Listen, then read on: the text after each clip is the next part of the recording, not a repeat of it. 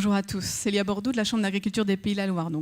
Je viens vous parler d'une très forte préoccupation de la filière avicole biologique française, le passage à une alimentation 100% bio.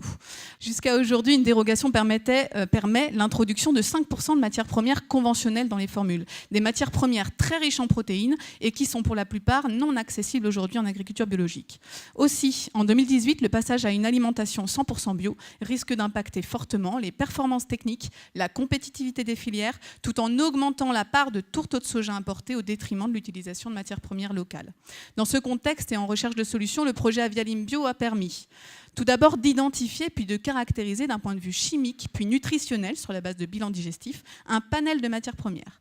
Puis une phase importante d'essai a été conduite en station expérimentale à l'INRA, mais aussi en élevage, dont des élevages de lycées agricoles, et en partenariat fort avec des entreprises et des fabricants d'aliments. Ces essais ont permis de tester l'incorporation de matières premières innovantes dans les formules, mais aussi des itinéraires alimentaires innovants. À l'issue de ces essais, nous avons identifié 6 matières premières particulièrement prometteuses. Le concentré protéique de luzerne, l'ortie, le tourteau de sésame, le tourteau de chanvre, la crépidule et les larves d'insectes. À partir de cette identification, il s'agissait d'étudier la faisabilité du développement de ces filières de production de matières premières, à savoir quel volume à produire pour répondre aux besoins des fabricants d'aliments. Identifier les freins, les forces, faiblesses, opportunités et menaces pour chacune de ces filières. Passer par un stade d'identification notamment des freins à lever, qu'ils soient d'ordre technique, technologique, économique ou réglementaire. Un prix d'intérêt a été calculé pour chacune de ces matières premières. Ensuite, des schémas de filières ont été construits pour chacune de ces matières premières et prenant en compte la nécessaire valorisation des coproduits et des sous-produits associés à chacune de ces matières premières à produire. Enfin, des concertations territoriales ont été organisées sur différents territoires et réunissant des acteurs locaux susceptibles de devenir des acteurs de ces filières en devenir. Finalement, à l'issue de ce projet, à chaque fois passer la diapo, c'est un challenge.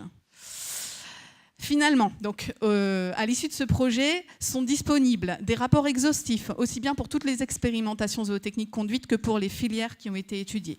Des articles scientifiques et des articles de vulgarisation ont été écrits, ainsi qu'un cahier technique qui a été rédigé multi-projets et multi-partenaires autour de la question de l'alimentation 100% bio.